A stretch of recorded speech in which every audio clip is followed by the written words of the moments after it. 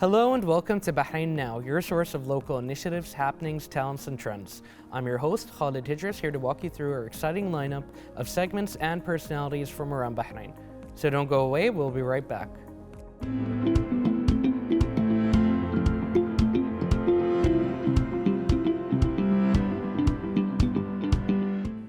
The Future Society for Youth has launched its new 5-year strategy, spanning from 2024 to 2028, which is aligned with the advancements in youth and volunteer work in the Kingdom of Bahrain.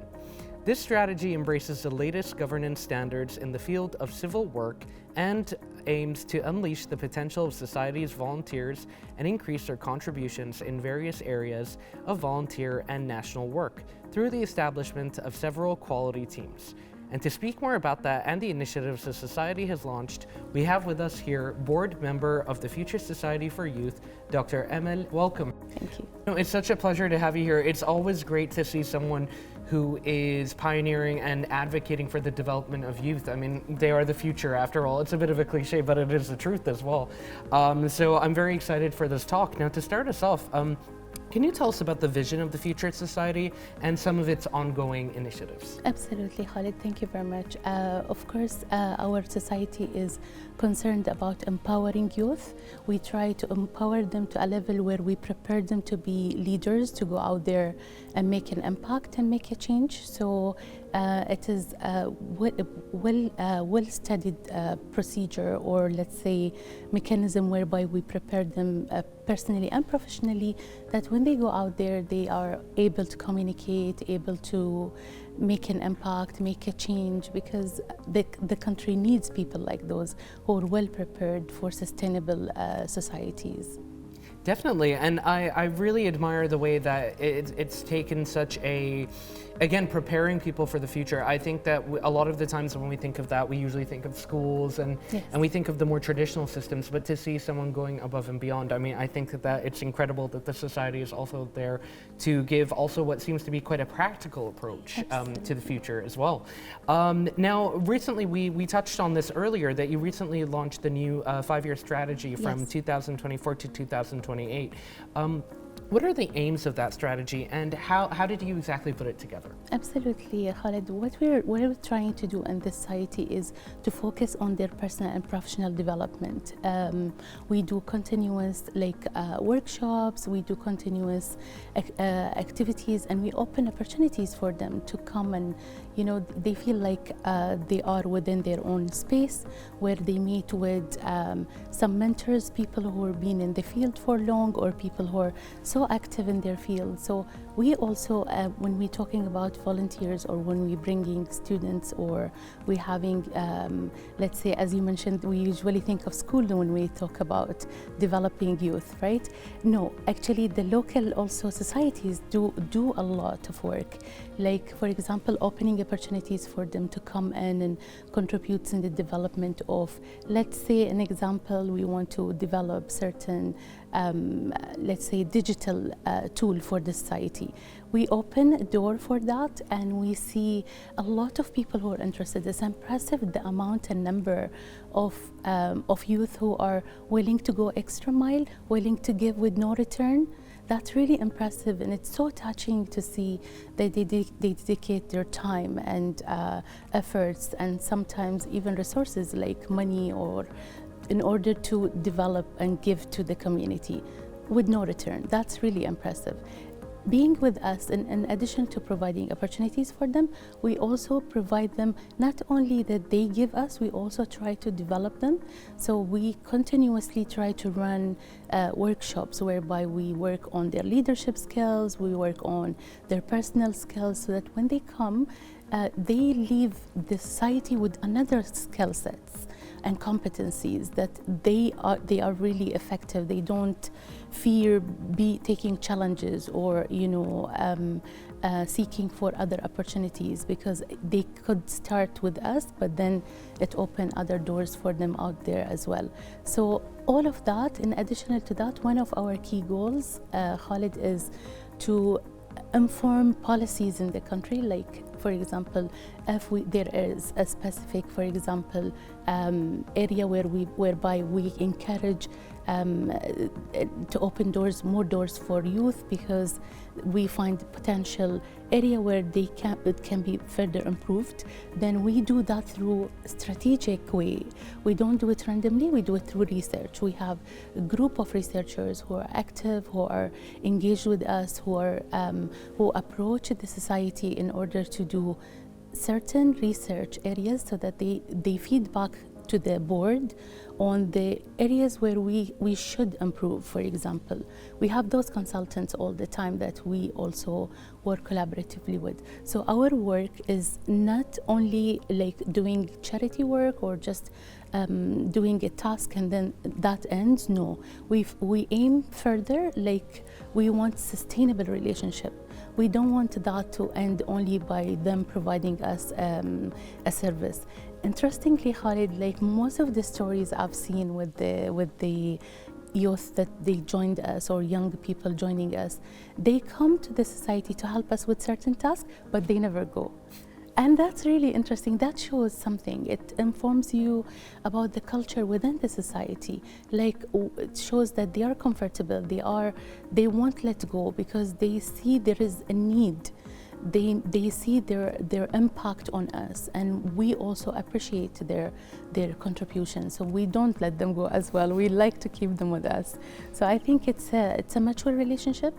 It's mutual benefits. It's partnership rather than just having a list of volunteers or members, and then the relationship would end after doing a certain activity or volunteer work or a campaign or you name it, like, you know. So that's basically our focus, Khalid. Brilliantly said, and I think it's great that there's that two-way relationship Absolutely. as well. Like, it's very community-based and it's very Yes. harmonious, quite frankly. I Absolutely. mean, that's the term that comes to mind. Yes. And now your society has a lot of initiatives and projects, but there's one in particular I'd like to ask you about, which is the SMILE initiative. Yeah. Could you give us like a brief about its establishment, its goals, and the stages of development? Absolutely, Khalid. SMILE initiative is one of Future Society for Youth initiative. We have actually more than one. We have also Micro Shabab. Micro Shabab is also one of the biggest ones that encourage entrepreneurship and, you know, motivate young or youth to develop in the economy of the country and develop themselves. In addition to that, which is very, very active initiative, is SMILE initiative. It's been established in 2011, and since then, Khalid, for the first 2 years, we've been just establishing mechanisms, you know, policies, how to work, how to, you know, be more active, how we can do an impact in the society. For 2 years, that was the brainstorming and the whole story of developing the initiative itself. After that, we started something called Kids Are Gold campaign, and because being in society won't do anything. Being out there in Bahrain will make a huge difference. So we thought of creative, innovative way of how can we go out to the public, how can we talk to them, how we can educate people about you know, childhood cancer, because it's related to supporting children with cancer and their families. Now, Khalid, if you see, now we're running our 11th campaign, and this year hopefully in September, and if you see the amount of institutions approaching us like, what can we do to help you? I think this is massive. It shows like how much as a Bahraini society being so we went above and beyond the normal you know, community service. Like, rather than us going and asking, please help, we need your support, we need somebody to, you know, during the month of September to support us, send a message to the community that this is a curable disease. Now it's the other way around. We have higher education universities reaching to us, and not any, those who are specialized in medicine, nursing, or in areas where they are, it's their field. In addition to that, we have everyone like who are everyone who is interested to make a difference, make an impact. So hopefully, during the month of September, we will be highly active across the country. We will be in all malls, we will be in health centers, we will be in schools. Hopefully, this is one of our goals, Khalid. Maybe I need to share it with everyone now. We're hoping to reach out more in schools because it's childhood cancer. Where is the best population? I think the best targeted group is across youngsters, like you educate them about, not necessarily scare them about cancer because they're kids, they don't understand. Maybe it would be better, like we could talk about child health, best way of, looking after themselves, eating nutritional food, for example, being active, being safe from all aspects, I think that will be one of the, hopefully, one of the best goals that we can achieve. We reach out to the Ministry of Education so that we can have an open door where we, very friendly way, childhood way, where we talk to kids their language and educate them and pass a message in a very interesting, like for example, having a pen that they take to their parents in an envelope which shows some beautifully written messages for parents to be careful, keep watching. So that's simply the Smile initiative. Khalid, we would like to inform policies in the country as well. I know hospitals are doing great job, like oncology centers, they're doing amazing job in terms of medical treatment. For example, psychosocial support, I think this is our role. That's where we come. That's where we think we should fill in a gap, for example, support them psychologically, support them financially, for example, to do, let's say, refurnish the kids' room, especially during their treatment, their immune system goes down. So some families, they are disadvantaged or they can't afford, for example, let's say certain medical equipments. So the society, after studying their cases and having it approved by committees, we do provide them with the needed equipments. We do support them educationally throughout their treatment. So we have a pool of teachers who are specialized, who are available, who are dedicated, who are always supportive, either through online if because of their immune system, or if they are okay, they can visit them in hospital, or we can visit them at homes and help them throughout this phase, because we don't want them to be behind in their educational phase. So it's important you keep the child going. We provide all the support needed, educational, financial, psychological, and we've been creative, Khalid. I might maybe share with you a story. Recently, we had a very interesting initiative under Smile, which is called Izra Ibtisama, or Grow a Smile, whereby it's a sort of treatment but through growing or planting. So we had we selected small group of parents and children who are taking their treatments, obviously, but they're fit to come and work on activities like those. They've been growing and learning different types of planting, but indoor types of planting with under supervision of researchers, under supervision of people who are specialized in planting, and all of that. The experience was amazing. It was amazing, Khalid, to see the interaction between parents and children. You're creating that nice moment. And we were so thrilled. We were actually doing the process. I felt it was a therapy for me, myself, not only for children. It was amazing. It's those sorts of initiatives that we try, or ideas that we try to bring to the table, because we see the impact. The kids share story of how their plant is growing.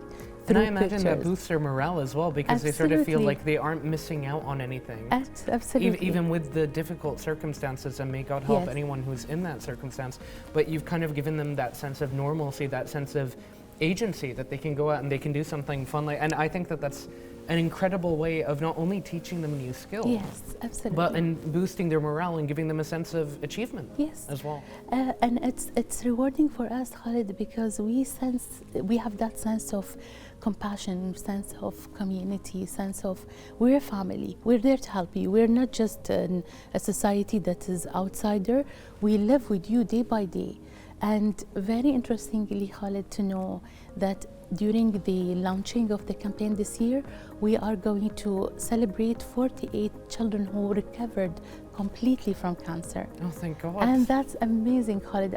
I swear, like, this is one of the things that keeps me going. I joined the society as a member, but I felt I can do more. I just can't, be as a normal volunteer, as an educator, as a mom myself, as a woman who's been impacted by family members who got cancer. I feel their pain. I feel how difficult it is to go through this phase. So I felt like this is the right time. Like, we just can do more. And you see, Khalid, seeing 48 children, up to yesterday figures that was communicated in the meeting when we were planning for the launching event. I said, give me the latest figure because we are planning for the event, and they were like 48. I was like, wow. Last 2 weeks there was 37, and it's like, oh, wow, 10. that's quite a jump. Yeah, it is, and it's amazing, Khalid. Like, it's a big day for us.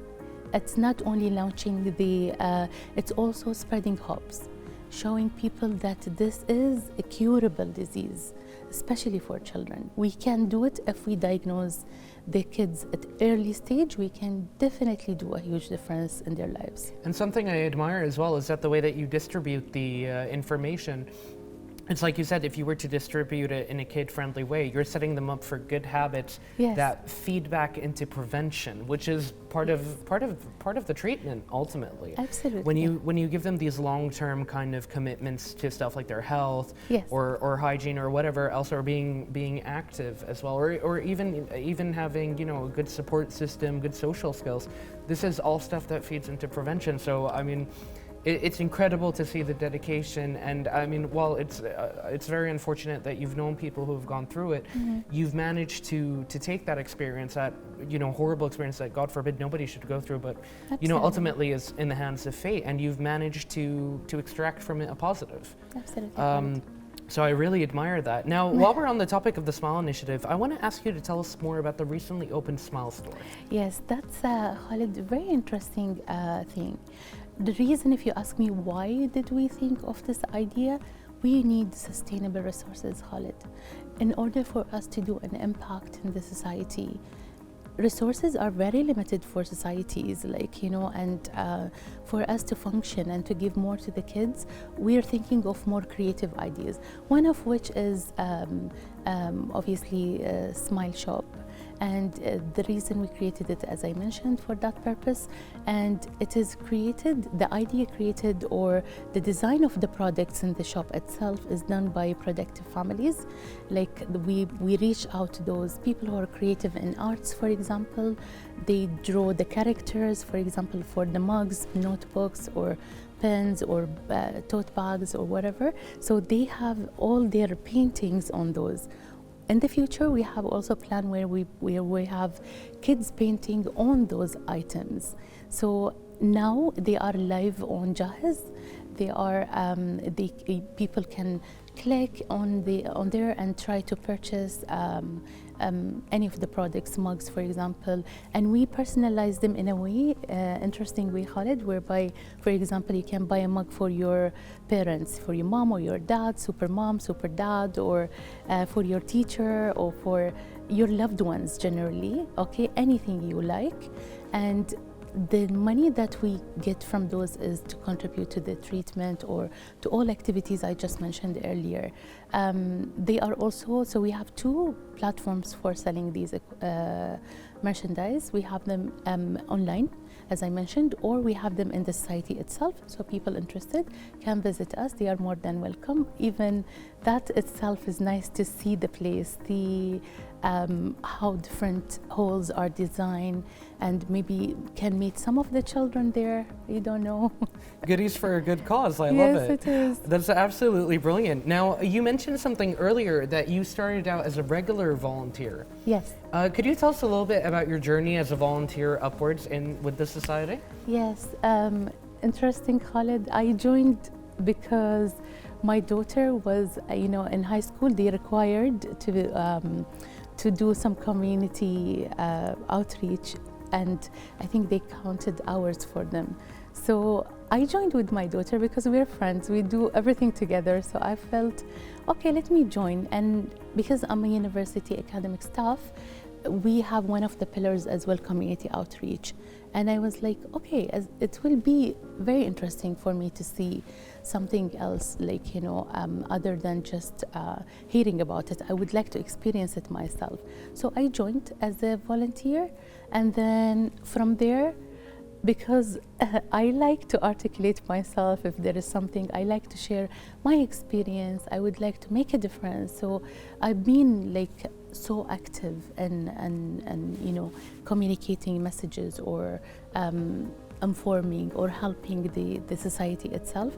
And then from there, they open door for the board member. As a board member to nominate yourself if you're interested. So I did, and then being selected, thankfully, and this is the second time I've been elected as a board member. And since I joined the board member, I was so active in developing the strategy itself. Like, I felt, yes, we do have a lot of efforts, a lot of work done, but we needed to be more, how do you say, Khalid, more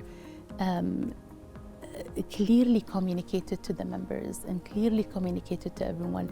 We have a lot of efforts that just need to be filtered, need to be refined so that we move faster in a better way and we have better results and we have more impact in the society. So once this is completed in the previous cycle of board, in this board, I'm aiming at linking all the strategies we have with the SDGs, so Sustainable Development Goals. And it is interesting. I was so happy this morning, Khalid, when I read the theme for this year for Youth International Day, which is from clicks to progress. Okay, a youth digital pathway. I think for sustainable development. And I think this is interesting. It gives me a reassurance that we are in the right direction because we have a whole team that is working on digital marketing, and they are opening doors for universities if students want to practice, if they want to do, for example, any of the solutions like digital solutions. Nowadays, Khalid, we cannot, it's a revolution, digital world is like, you barely can cope with the development. Yeah. So I think it's great that we open the platform, and that digital marketing team is working so hard to open doors for new people to come on board. And to be honest, Khalid, I was so impressed with when bringing internship to do their research or do anything. Every time we have somebody, they further inform us. It adds a layer to our strategy and it gives us that depth where, hello, there is a gap here. Maybe we need to filter. Maybe we need to add where is the best practice, how we can learn. And those people in the field who are experts in digital marketing or digital world, they've been also giving us a specialized professional, let's say, advice or consultancy that also develop us. I think it's amazing how people work together. We strongly believe, Khalid, in social constructivism, and it's one of our let's say values in the society. We develop together. And that's very clearly evident by the way that you're able to identify all of these areas and know who to bring in. Yes. Now, unfortunately, we are a little bit pressed for time. So First of all, I just want to say I have really loved this conversation. Thank you. And we've learned a lot talking to you, and it's really incredible to see how the society has progressed. But before we conclude, I would like to give the floor to you and say, is there anything you'd like to say to our viewers, or is there any way that we can get involved further with the society? Thank you, Khalid. I would really encourage everyone to be on board, support Kids with Cancer, support youth. If you have any nice initiative, doors are open. We welcome people from different walks of life, different and interesting. Khalid, I know we are youth society, but we have literally different age groups in the society. Sometimes one of the youngest would give an amazing idea, and we have some retired members as well who would like to give. NGOs there to help us. So you're more than welcome. Everybody is welcome to help us and support our cause. Hopefully we can make a difference all together. Thank you, Khalid. I absolutely believe in that, and thank you so much for your efforts and for joining us today. Thank you, Khalid. Highly appreciate it. So ladies and gentlemen, stay tuned and we'll be back with more here on Bahrain Now.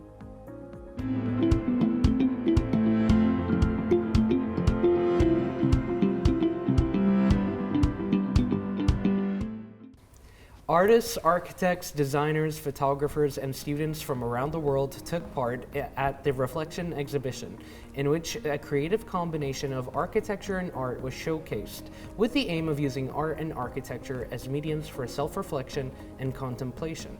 To talk more about the exhibition, which was organized by the American Institute of Architecture, students of the Bahrain chapter are here to talk to us about it, which includes the president of the AIAS, Mariam Bouhaji, the vice president of AIAS, Iman Hussein, as well as the officer of AIAS, Siraj Muhsin. Welcome. How are you ladies doing today? We're good, thank you. Thank you very much.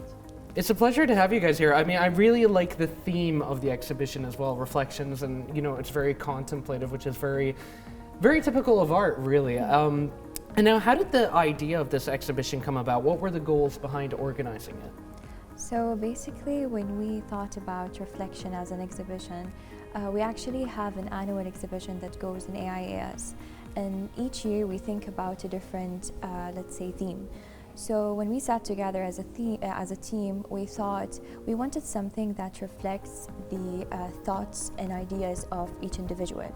And this time we don't want it only to be about architecture. Why not incorporate artists? Why not let the photographers also come there and showcase their work?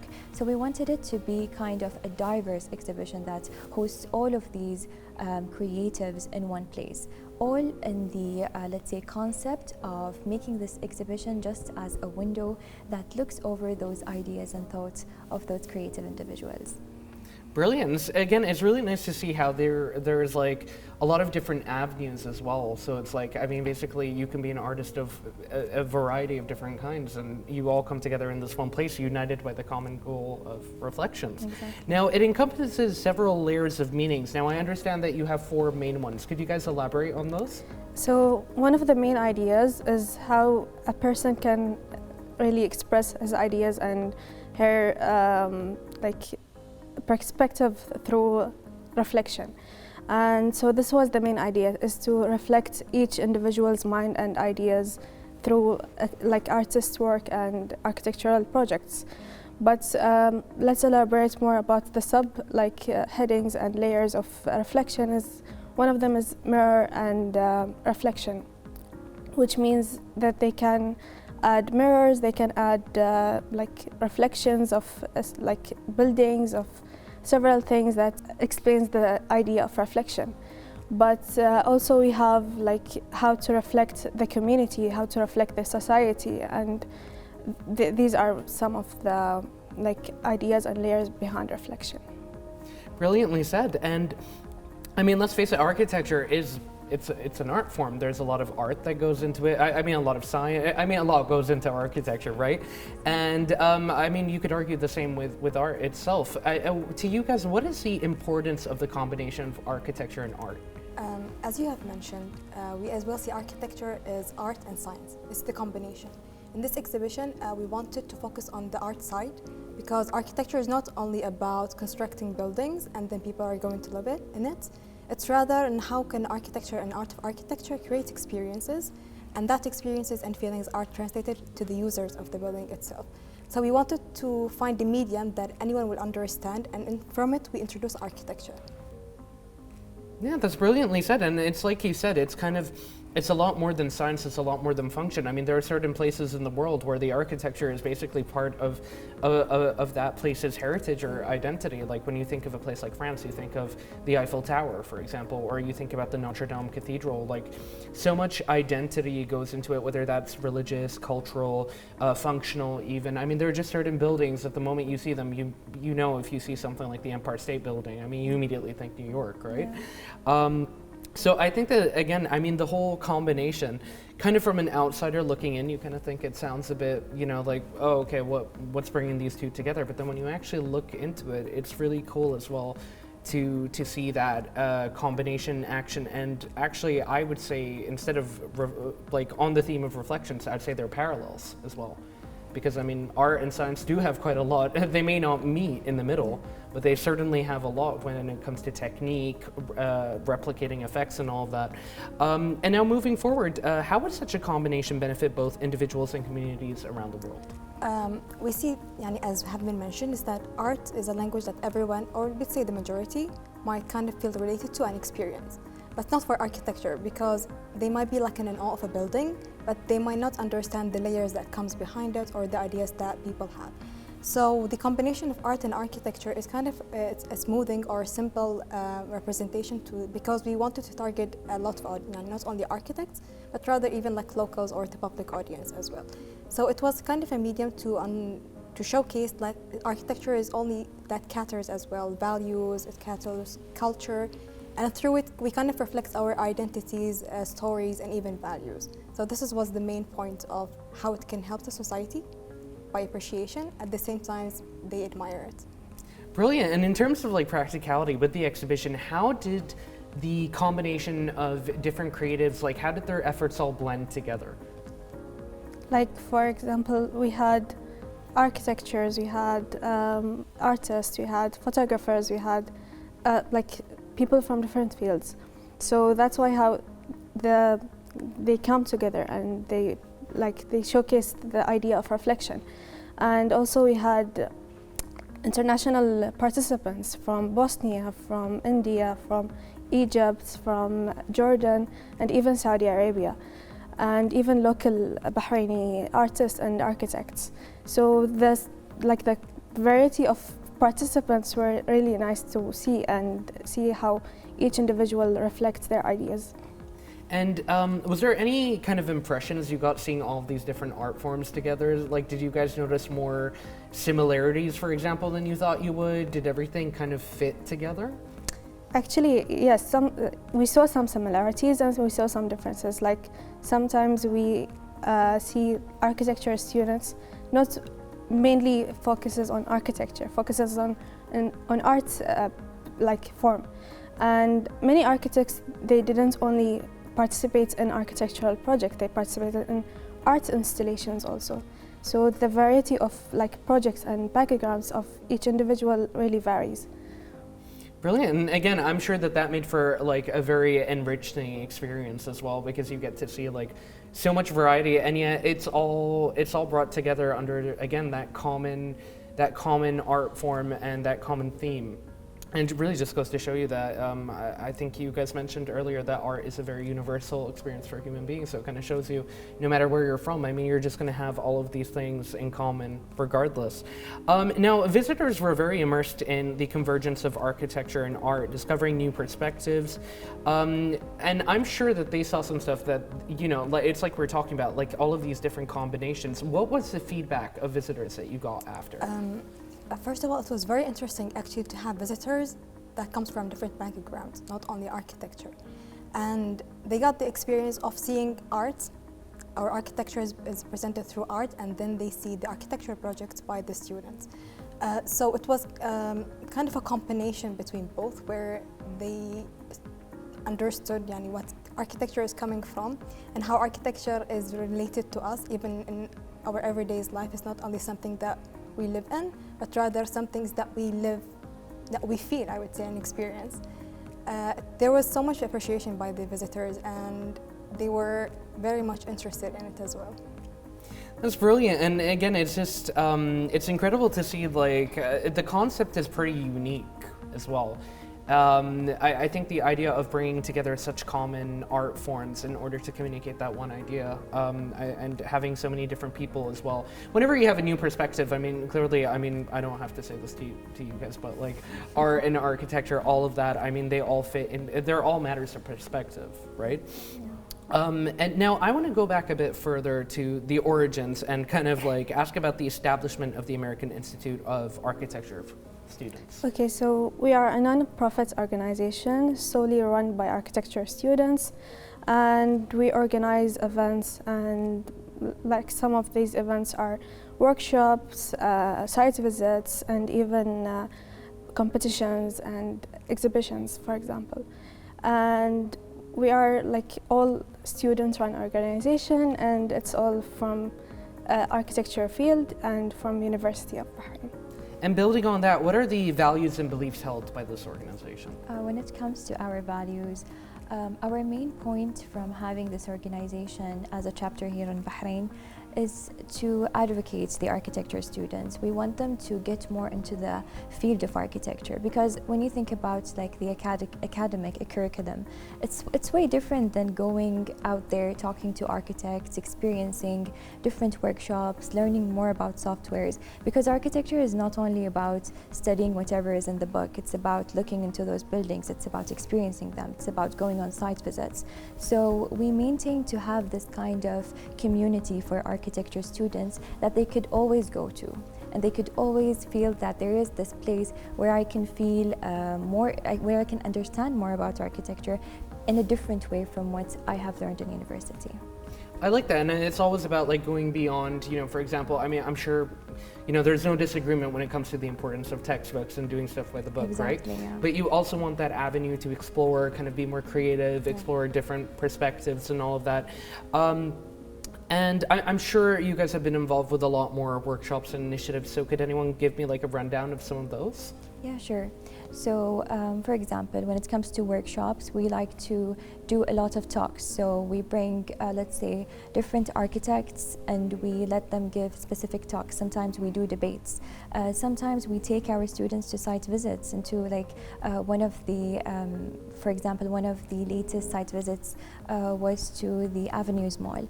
Another thing is that we work onto giving the students a chance to participate in competitions. So we have an annual competition going on, which is Dimension.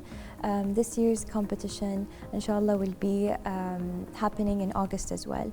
So other than that, we have also some, let's say, sub-competitions going through the semesters. For example, for this year, we had a pavilion design. So we're not only about giving them workshops, we're also about giving them the chance to participate in exhibitions and competitions, and giving them the chance to experience architecture, do designs, different kind of projects that maybe will give them another perspective of architecture.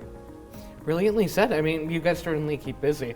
And speaking of, I heard that there is a trip to Italy where you guys are going to be looking at the landmarks and the architecture. So can you tell us, well, first of all, before I continue, you are going to make a lot of people jealous with that trip. And second of all, I'd like to ask, what are the expected outcomes from such a trip? So basically, when it comes to the trip, as architecture students, of course, we study about the history of buildings. Of course, we have knowledge about the monuments and the museums and all of the amazing buildings that are in all around the world, not only Italy. But we thought about Italy because we actually asked the students, we did a survey, and we saw that they're very much interested in going there. To no one's surprise. Exactly. So the main reason, or let's say the main goal of having this trip, is to give them the experience, basically, because you can look into pictures, you can see the pictures of the building, but it's totally different when you go there. It's totally different when you experience the place, when you look to the materials, when you experience the circulation, the function of the building, and see how people behave around those specific monuments. So we wanted them to have that experience mainly. Brilliantly said. And I mean, I'm sure that they're going to really enjoy that experience. I don't think Hopefully. I've ever heard of anyone who went to Italy and didn't enjoy it. And also, I mean, it is known as a place, I mean, it's known for its architecture, right? And Of course. even pre-modern era. I mean, they had some pretty incredible structures, so I imagine the students are really going to make the most out of that trip. And how do you guys value the support from the University of Bahrain to develop the skills and knowledge of architecture students? We actually had so much support from the architecture department. It's not only to encourage the students to participate in the events that we organize, but rather they also are part of this extracurricular. Like sometimes we might have a workshop that the instructor will deliver, and it's going to be like an extra time for them, apart from the university. Sometimes they even visit the exhibitions that we do, they participate even for the competition as a juror, or they just visit us. So whenever we need support from the department, they're always there to provide it for us. Brilliant. I mean, it never hurts to have a supportive environment, especially from the academic staff. And I mean, clearly this is something. This entire organization is one built on, a love for architecture and a true appreciation for it from multiple different views. Now, thank you guys so much for joining us. I really enjoyed this talk. I really enjoy seeing the passion that you all have for architecture, and I wish you all the best going forward. Thank you so Thank much. you so much for having us today. Thank you. Very happy to have you guys. So, ladies and gentlemen, stay tuned. We'll be right back with more on Bahrain Now.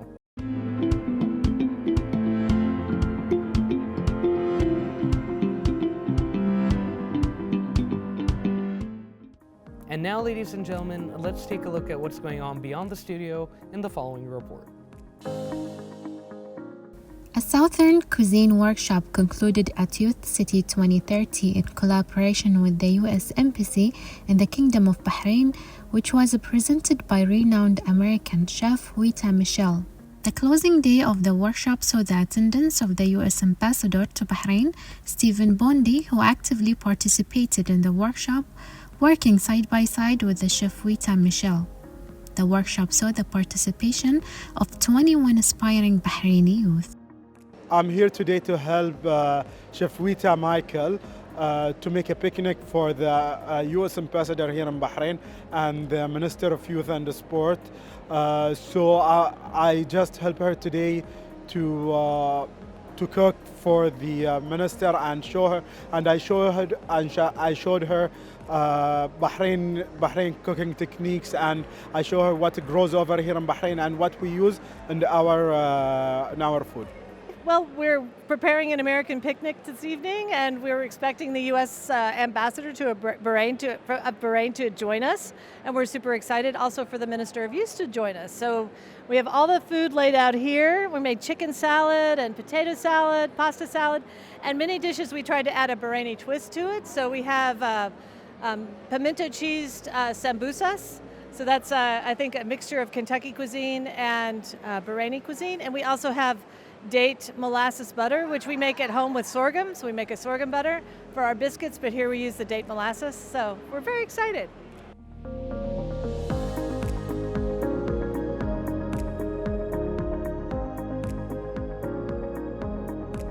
As you can see, we are here at our last day at the course.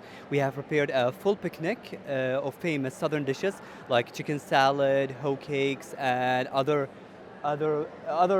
plates that you can see here at the table. We are very glad to have this opportunity that was provided in collaboration with the MYS, and we are looking forward for the same classes and even different classes that in collaboration with the American Embassy for next year's. The participants had the opportunity to explore and cook iconic Southern recipes, receiving valuable tips from Chef Wita, while also exchanging cultural cooking traditions. The workshop concluded with a festive picnic-style dinner and marked the end of the culinary collaboration between the U.S. Embassy and the Ministry of Youth Affairs at Youth City 2030. It is truly a pleasure and a delight to be back at Youth City here in the summer of 2024. I really commend the Ministry of Youth, the government of Bahrain, for holding this fabulous event each year, which, as you know, is designed to provide additional skills to Bahrain's young people. The United States Embassy has been a sponsor of this event for years and years. And this year, we are really, really happy to have a fabulous chef from the state of Kentucky, whose name is Wita Michael, and her husband Chris is here as well.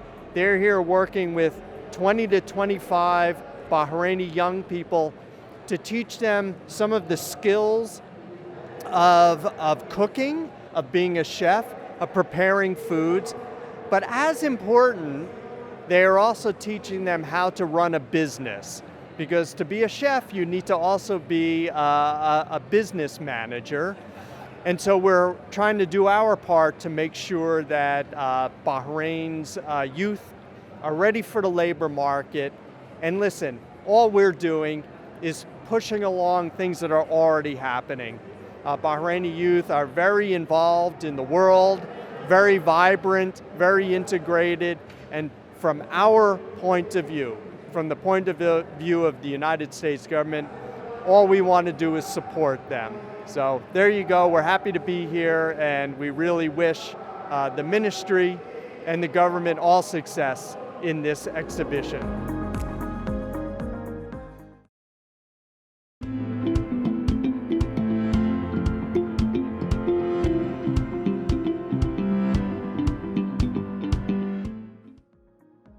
A new initiative added to the initiatives of the Labor Market Regulatory Authority regarding developing the work environment to ensure the rights of all parties with regards to facilitating the payment of wages through banking channels. The LMRA has begun issuing the International Bank Account Number, the IBAN, to every expatriate worker in the Kingdom of Bahrain.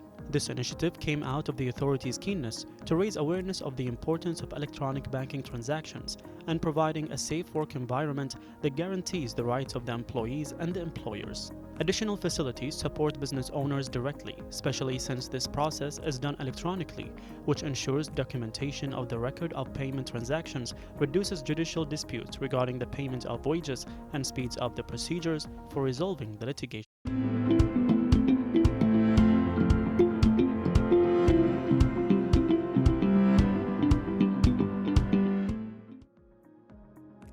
The Kingdom of Bahrain is witnessing a remarkable recovery in the industrial sector, specifically in the aluminum industry, due to what it is known for in the Gulf region, with its thriving trade through the volume of production and refining. An economic report confirmed that the Kingdom of Bahrain ranked 6th globally and 2nd in the Arab and Gulf countries among the 10 largest aluminum producing countries. The economic report indicated that the Kingdom of Bahrain produced about 1.6 million metric tons of aluminum in 2023, which is the same level of its production in the previous year, as the aluminum sector in the kingdom is one of the largest sources of export revenues, which reached $3 billion in 2023.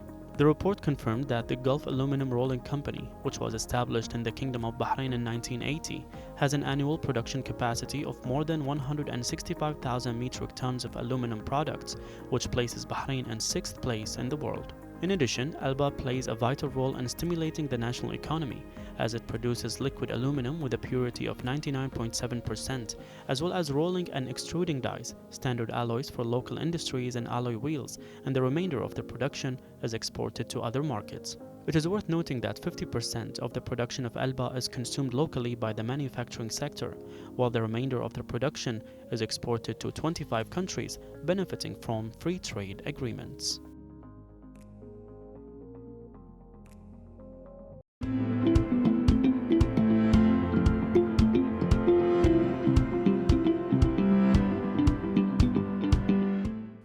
Ladies and gentlemen, this brings us to the end of today's episode. Thank you for watching.